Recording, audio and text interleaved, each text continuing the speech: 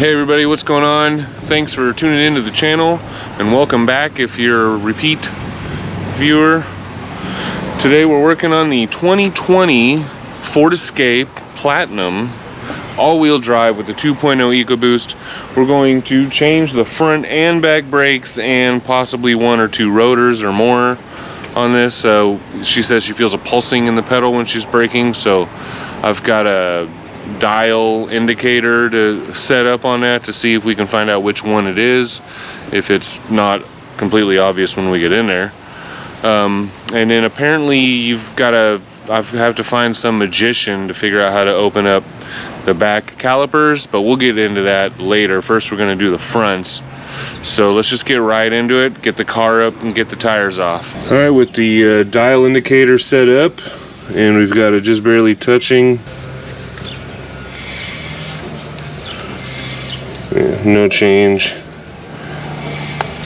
So it's not this rotor, and really you can tell that they are in great shape too. There's no crazy burn marks or heat marks. The pads are worn evenly. They're about a 1/16 of an inch away from that center line disappearing. I'll show you when I take them apart. But there's an air gap in the center of the pad here, and they say once you get within like a 32nd of that being gone, it's time to change them. And they're about a 1/16, so they're almost there, but they're not quite there. And these rotors are as flat as glass. There's no lip, so there's nothing really wrong with the fronts. I don't think that's where she's hearing the grinding either, which, if I didn't mention, she is getting a grinding sound, not a squeaking but a grinding. So we'll see what the back looks like after we replace the fronts. Now the passenger side, or no, this is the driver's side. We can see here that there is no movement in that needle at all either.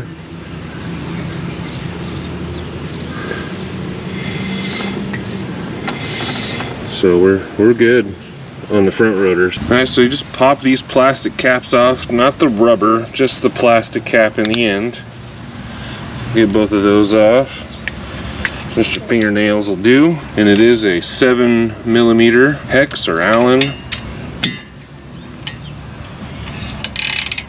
What I forgot to do is spread these apart, but it's okay. There's no lip, so it shouldn't have a problem coming out. Put a little angle on the tool to kind of grip it, and then the pin will slide out just to clear the bracket.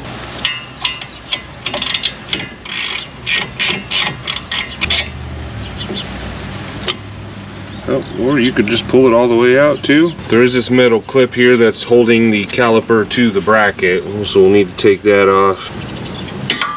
Ooh, watch the eyeballs. That'll hurt. Now does it come off? Oh, there we go.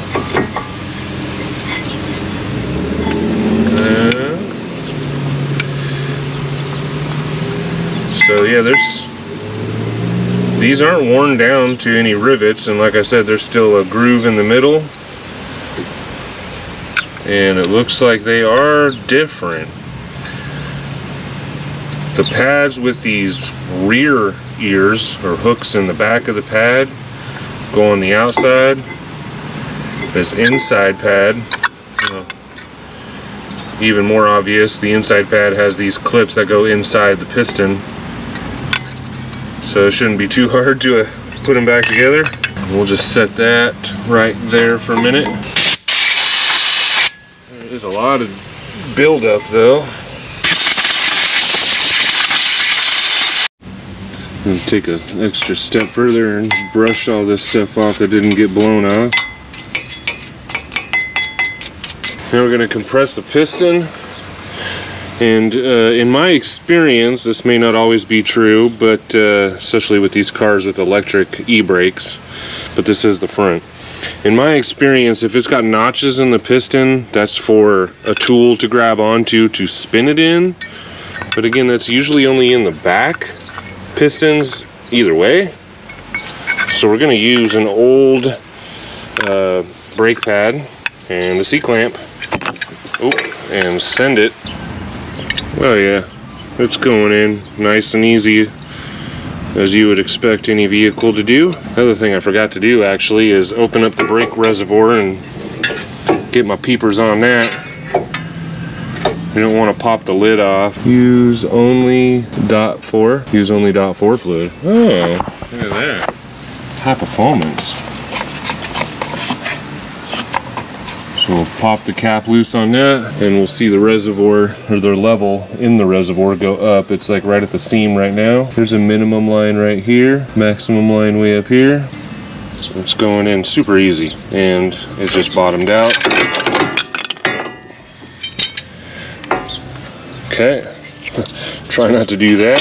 So in this case, there's metal inserts or steel inserts in all the aluminum. We'll put a little dab there.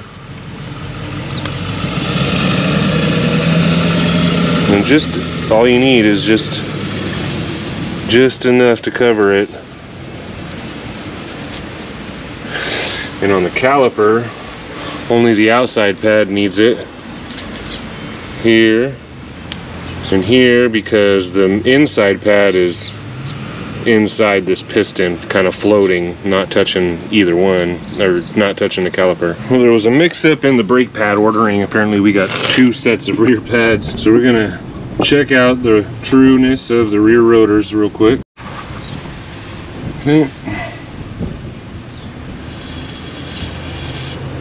Well, this one is straight.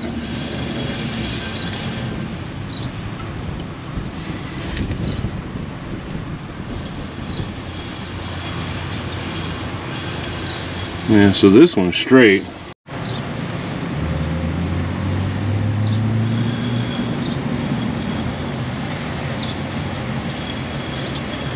Oh yeah, here we go. So we'll keep this. We're vibrating on there. We'll go. So about this stud was about the high spot.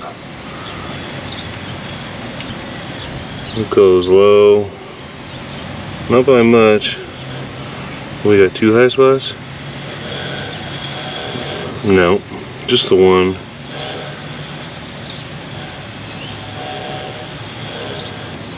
Yeah, this is the warped rotor. Well, that was a fail, but it's okay. Thank goodness I am a genius, because I found another way to do it. But just like the fronts, we're gonna take off the spring, remove these dust caps, loosen up the 7mm bolts. Also, we want to disconnect this guy here. And when we get these off, I'll show you how to retract that the easy way.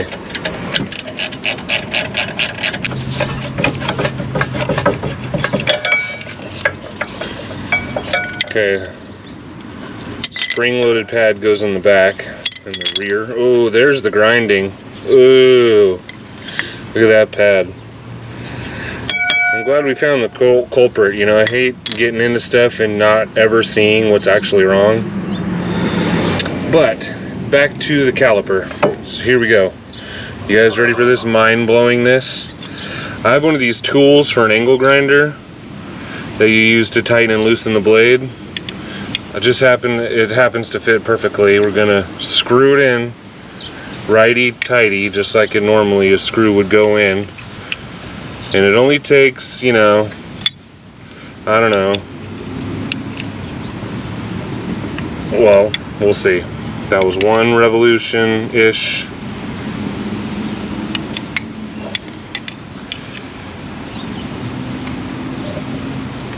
Two revolutions, and you can push this in with your thumb.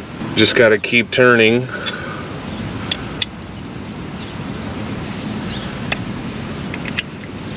Let's see. There's 3 revolutions.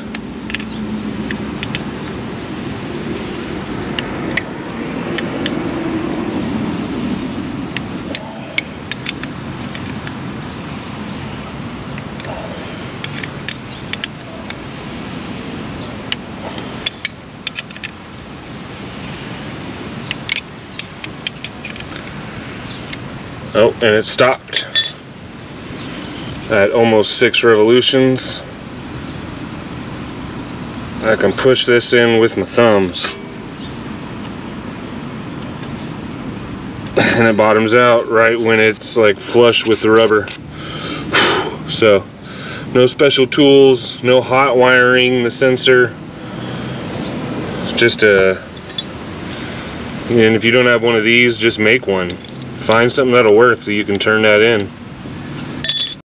Now because we're changing the rotor, we got to take off this caliper bracket, and this bolt is a 13 mil, and that bolt is in the way of my socket getting to it. Okay, we'll have to go grab a wrench for that one.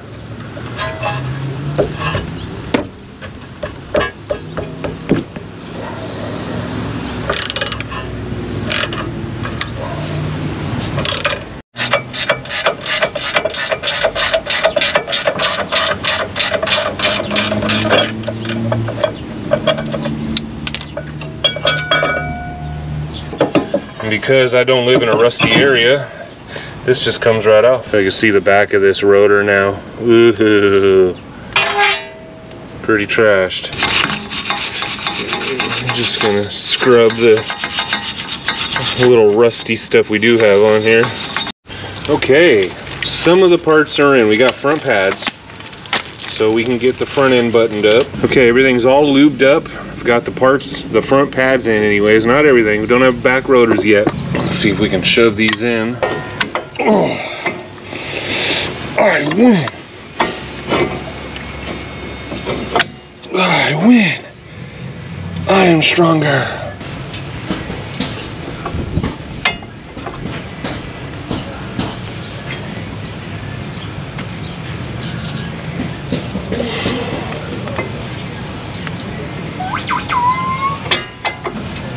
Make sure these pins are backed out.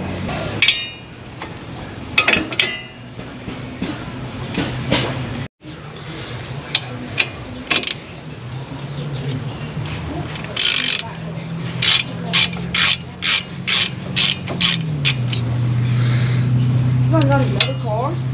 No, it's just another one I'm working on. That's what I do. Mechanic? Only on YouTube.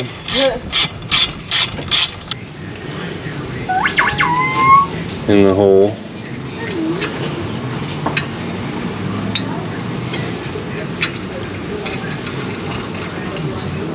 There we go.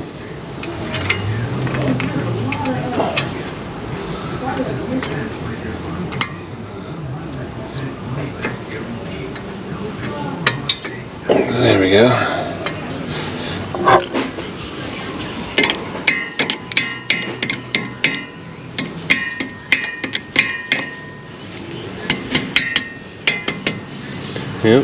Yep.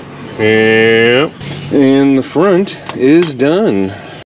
And with all the calipers pressed in, you can see now that fluid is raised way back up. Okay, we got the rotors in, so you always got to spray these off because they're covered in cosmoline. It's basically oil. Keep it from rusting while they're sitting on the shelf.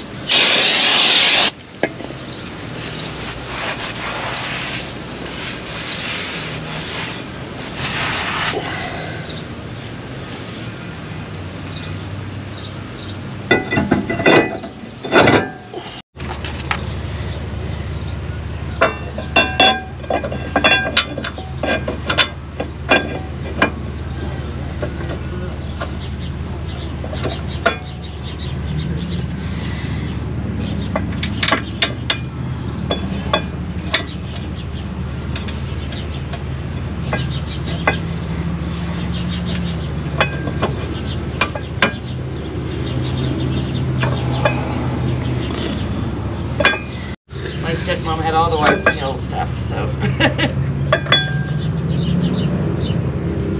you don't want to help me right now. You don't want to come anywhere near me. I got chicken box. Kids wash the truck, wash the dust off. Right. No, they all need to be washed. Yeah, I can't even get AJ to wash his own car. Wash it for longer. Wash your car more often. Wash my car. You want to go to Sacramento, and then the windshield is just littered with bugs. Huh. My daughter's like, you need to wash your car. I'm like, we just got back from Sacramento. Where I just did. Is. Fine. Yeah, spaghetti. The big truck. Definitely bigger than this. Same size. Oh, like to mine is the same size. I'm not sure. It was 70s gold though. That's how old it was. Oh yeah. That yellow gold color. Right. We had that truck forever.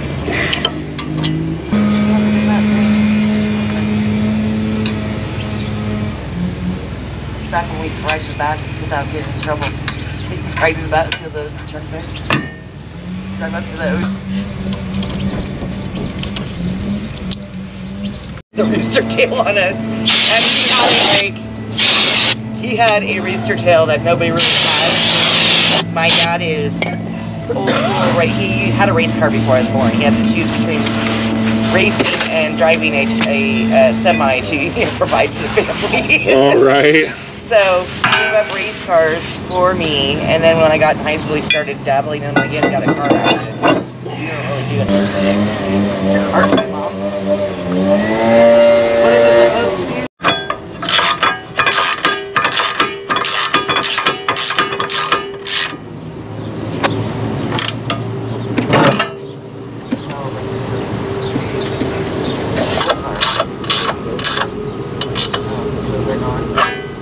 So all that work I did, help go out looking good. Go get more.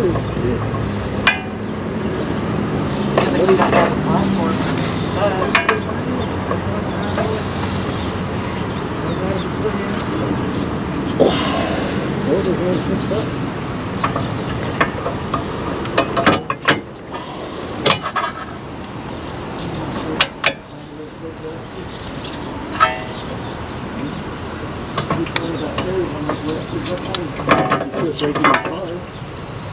Huh? Did you say quit breaking my car? Add the horse. Quit breaking my truck too. Like, so I just barely stepped on it and I was gone. Nice. Still back there at the desk. I was like, no, everything. Every time we go to Sacramento, she wants my car after we get back. It's like that dude over. Go buy me some long brushes. It's like the dude over at LP. $5 car washing. I'm like, dude, you really don't want to wash your car for $5, Right? I mean, you're gonna get robbed if you wash your truck for $5. Tell you what, these kids do a better job than the car washes do.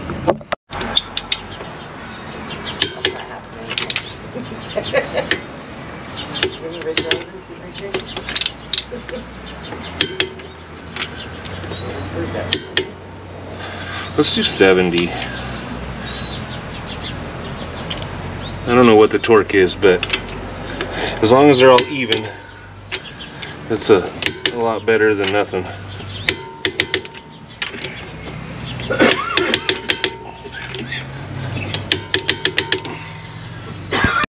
Well, that's gonna do it, guys. Thank you for watching. Let me know what you think. Please hit subscribe. Please hit the bell because I got lots more work coming, like the front suspension on this Mercury Sable and all the things I've listed before. Brake kit conversion on the Chevy C1500 over there. I've got a coolant reservoir, an aluminum one to do on the Magnum back there. I've got all kinds of stuff coming. So hit the bell. Please like, please subscribe, please comment, and until next time, peace.